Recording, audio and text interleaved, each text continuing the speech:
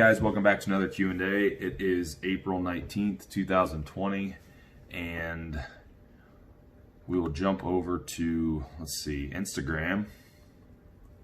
See what kind of questions we have there. Have some on Facebook as well, so let's see.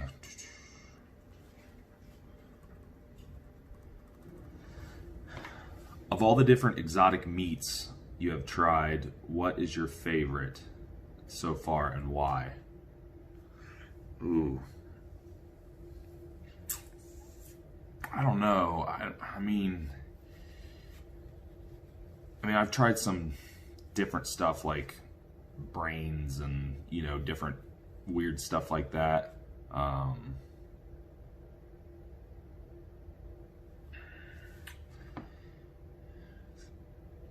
Favorite? I mean, I don't know about favorite because my favorite probably isn't anything super exotic. Like, I like organ meats from beef, you know, and that's not like super exotic, I guess.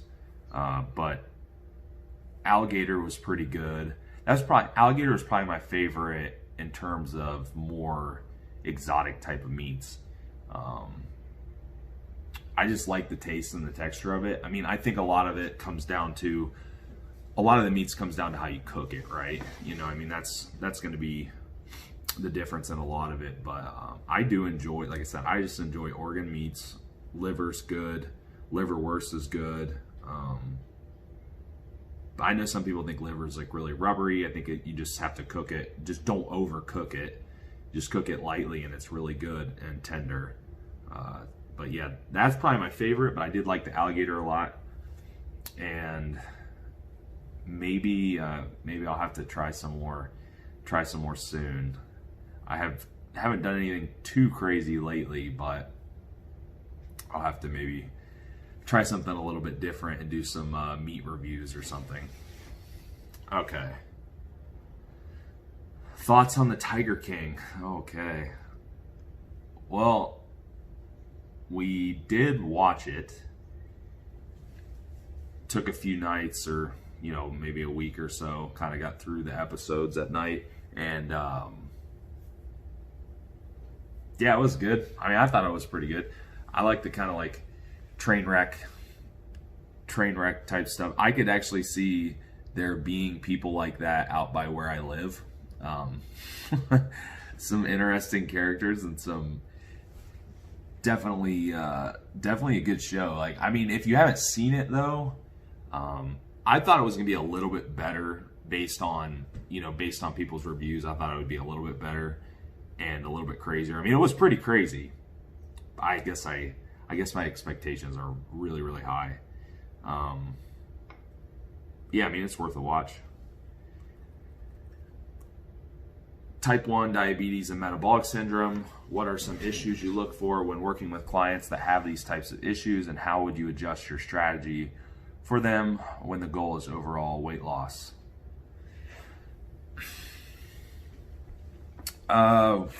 Well, I mean, type 1 diabetes and metabolic syndrome aren't even close to the same thing, really. Now, type 1 diabetes is going to be different than type 2, which most people are familiar with type 2, which is more so a self-induced disease, right? Because of long-term insulin resistance. However, type 1 is just lack of pancreatic function. Like, they just don't have, they don't have the insulin. They don't have insulin to, shuttle nutrients, and it's not something that you really are going to, it's not something that you will acquire on your own. It's a lot of time it's going to be caught early on. A lot of people will get that early on in life, and they'll have to live with it. They'll have to take multiple types of insulin, typically. Sometimes it'll require a pump. Sometimes people will do like a basal insulin along with a rapid insulin. There's a lot of ways that it can be treated. Now, as a client, it's like someone that has it. I've worked with several people that have had it. I mean, if they have a pretty tight grip on their blood sugar, it's not too difficult. One of the things that you want to keep in mind is you don't want anything too too erratic in the diet, like too up and down, you might not want to do any type of like really crazy nutrient timing where you're having massive feedings and then lower feedings and things like that. A little more stability in feedings is probably going to be a better idea, simply because it'll be easier to control their sugars, right? Because if they're using a basal insulin, they have that working in the background all day, or if they have a pump, if they're using a rapid insulin around mealtime, it just gets really tedious to time it and know the amounts and things like that if they're having like huge differences in feeding. So it's just good to have stability. That's not to say that you can't rotate macros. You can't have like days that are lower carbs or more carbs, or less fat or more fat. It's just a matter of, you know, meal to meal, you might not want to do anything too awfully crazy, right? So let's see. But I mean, like outside of that, I should say, outside of that, they can lose fat. I mean, there's like T1Ds that compete and do fine. I mean, it's not going to inhibit fat loss too terribly much if it's controlled. So you're still creating a calorie deficit, you're still doing all that. Metabolic syndrome is a little bit different in that metabolic syndrome is an accumulation of things, right? It's people with metabolic syndrome are going to have potentially insulin resistance and skewed, like heavily skewed lipid profiles, and potentially other hormonal issues that go along with it. I mean, it's multiple things that are contributing to that. And a lot of it's just poor lifestyle, poor diet, lack of exercise, all those things over time, and these things start to accumulate. So, you know, in a lot of cases with people with metabolic syndrome, much of it can be corrected through losing weight, like, I mean, or losing body fat, right? Start to lose body fat, eat less, bring blood sugars down, all that stuff. It's going to help with metabolic syndrome pretty drastically, right? So it really depends on to what extent they have this going on. These are people that I definitely want to see lab work on. You know, I mean, I want to know what's really going on in the labs. Like, what's their lipid profile look like? What does their blood sugar look like? You know, what they have, anything lifestyle wise that we can change. I mean, the more you can manipulate here, the better. And you can pretty much, I mean, it's a correctable syndrome, right? Outside of people that maybe are really deep into type 2 diabetes or something, that might be a little bit more difficult. But yeah, I mean, the symptoms are pretty correctable through fat loss and through exercise. Now, yeah, because you're probably not gonna run into a lot of people that have metabolic syndrome that are exercising regularly and eating a good, you know, quote unquote good diet and have good lifestyle habits. Like, you're probably not going to run into that. You might, but I doubt it. So, you know, correcting all those things and starting someone on the plan is going to start to correct a lot of those things. I hope that answers the question. I know that's like, it's not really a strategy, but it's not, you're not going to adjust the strategy all that much, simply because it's the same stuff. It's just that this person might have a little bit more to lose, and they might have a little bit harder time doing it because their body's a little bit more resistant. However, you have a lot more to work with. You know, if you're starting with someone that has these issues and has no semblance of consistency and nutrition and training and any of that stuff, it's not the worst place to be in either, because anything you do is going to help, more or less, right? So I hope that kind of answers the question. Talk to me about the beauty of bone broth.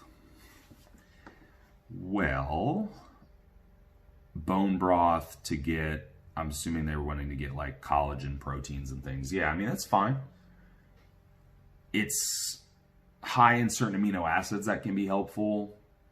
Like a lot of time you get a high glycine content, which can be good to kind of combat the high methionine intake that you would get from a lot of your typical protein sources. So that's something that's helpful. There are different types of collagens. You know, if you're getting it in supplement form, you're going to see like type 1, type 2, type 3. But yeah, I mean, bone broth has some benefits in terms of, you know, just the consumption of the collagen and potentially higher glycine and things like that.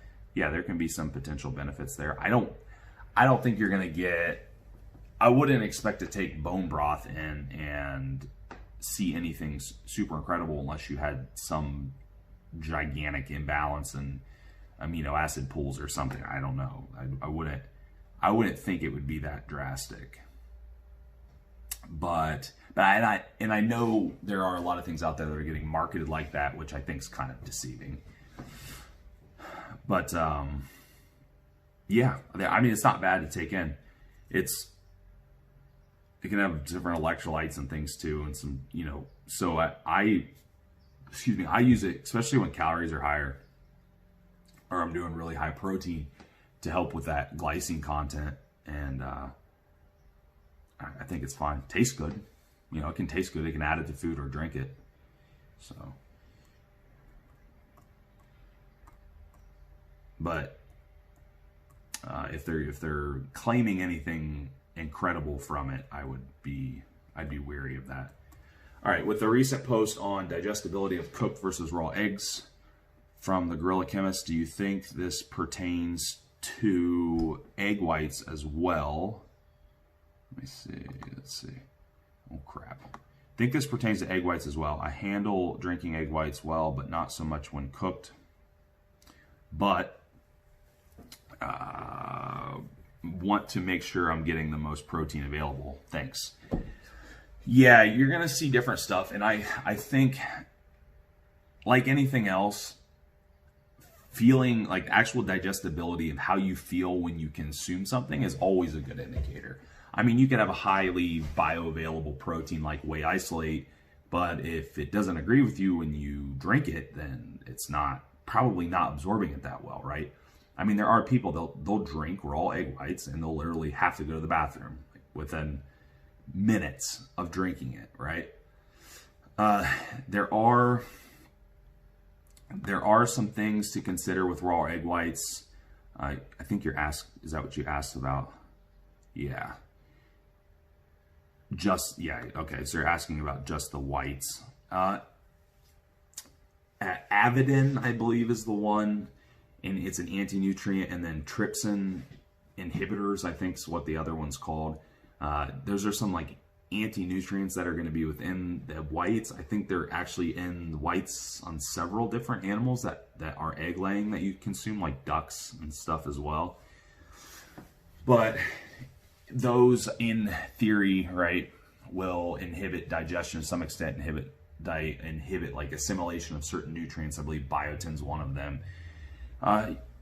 Yeah, is it going to be, in terms of digestibility, how much difference is it going to be? Probably just going to depend on the person. I know there is research on this. I know it shows some lower digestibility, but if you're consuming just the whites, I have seen plenty of people that they do fine on liquid egg whites, but they cook them and they don't feel good. They just don't do well. So, you know, am I going to tell someone not to ever drink them if they digest them well and they feel pretty good with them? Probably not. It's fine. I'm gonna be okay with that. Will they lose some bioavailability? Potentially. Will it make that big of a difference in the grand scheme of things? Probably not. Now, if someone's crapping their pants 2 minutes after they drink them, then, you know, obviously we're not gonna drink them. And just like whole eggs, there's some benefits to raw versus cooked, like some of the nutrients in the yolk and things. So, you know, I would just say go off of how you feel, you know, and that's going to be the main thing.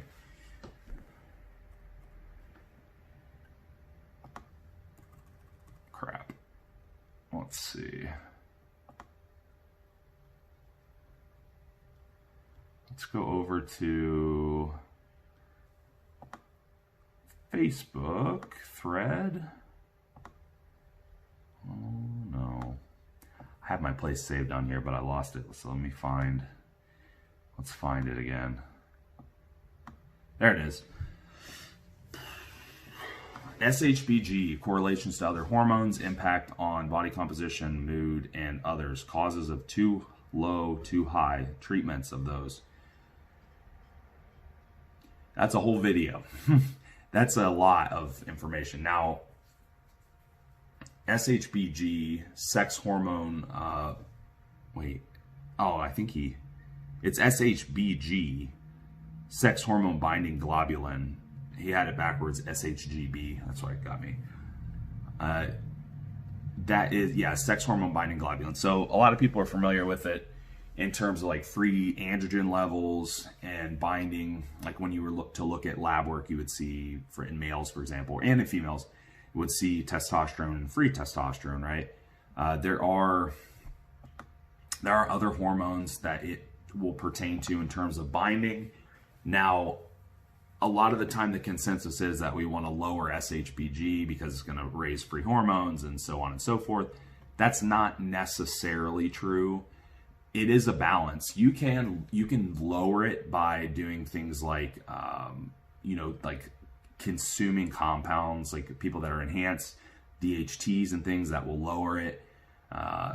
However, at a point, your body's always going to try to maintain homeostasis. So there's going to be some, kickback in the loop.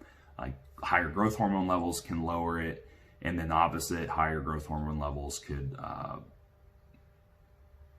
lower growth hormone levels would lower it. Or higher would lower, lower would higher. There we go. Okay. Sorry. However, like I said, it's always going to try to balance itself out eventually by producing more of this, of this hormone, right? So unless you have if you have some kind of large imbalance, perhaps it's too high, then I would probably investigate why that is through, finding the root cause, right? And not just taking in a DHT compound or something to lower it. There can be nutrient deficiencies. There can be things like diabetes, type 1. And I wouldn't mess with it with another drug unless you absolutely have to. I give you a perfect example. I'm trying to think of examples here in my head as we go, but I had a client recently, that had high SHBG, but they were also type 1 diabetic. And that was one of the things that can actually, those people tend to have higher SHBG along with lower testosterone levels. So they tend to have higher SHBG. People that are on hormone replacement can have lower SHBG, so I would again try to investigate and figure out what the cause is before you go trying to manipulate it, and then, try to balance it out. Try to balance it out that way, because if not, you're chasing your tail. You're going to take something and your body's going to pump out more, pump out less, and you don't want, having super low SHBG can come with things like a worsening mood swings, things like that. So if you're really burying it and you have super high androgen levels, for example, that's not necessarily good either. That could come with its own, bout of mood swings and things. So I don't know if that's all that they're asking. That's a really big question that would kind of warrant its own video. But I mentioned a few of the causes. You can find a lot of the causes. Actually, another really good cause that's worth mentioning, because this happens in bodybuilders or bigger people, is sleep apnea. So I've seen a correlation between sleep apnea and too low of SHBG. So that might be something to look into. But yeah, try to find the cause and try to correct the cause. And your body's really good at balancing out its own hormones if you let it, if you correct stressors and if you correct, underlying issues. So, I mean, if you want me to make a video on SHBG itself, I could probably do like the whiteboard chat on that or something. But there's a lot of things that go into high and low there, and it'd be hard to cover here in 2 or 3 minutes. Next one, how to improve pumps during a workout other than supplementation. Well, I mean, the pumps you get can be due to things like hydration, right? You want to make sure you're adequately hydrated, have plenty of electrolytes, high enough, electrolyte balance, both sodium, potassium, and your other electrolytes, chloride, so on. Also, not being overtrained, that's always going to be helpful. And a lot of it comes down to nutrient partitioning. I mean, you're always going to get your biggest pumps when you're insulin sensitive, and you're partitioning nutrients well. That's why you might even get into a prep where you're super depleted, but you're still able to get a pump because you're very lean and very insulin sensitive.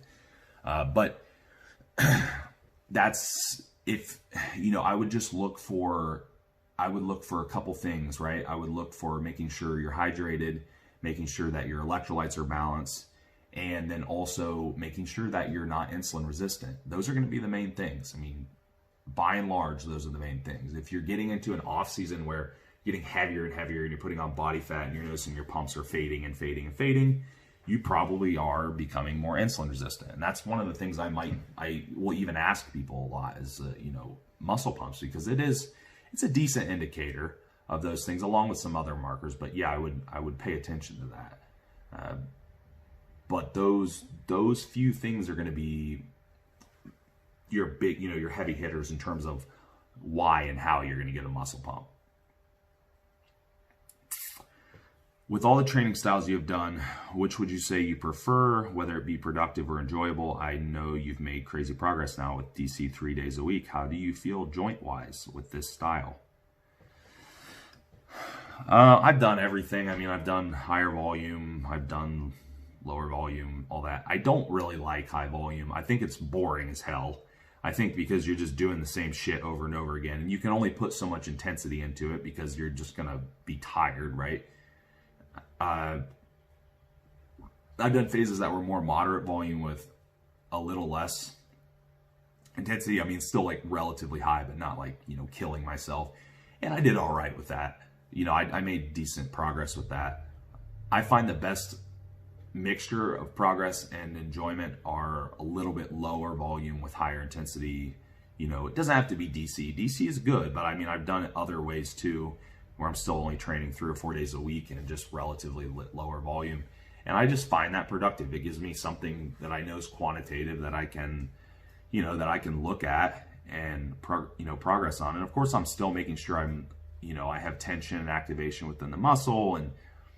And as you get stronger, you're still accumulating some volume on your warm-up sets and things like that. So it's not like you're not doing any volume. But that, for me, that's what I find most enjoyable, but also most productive.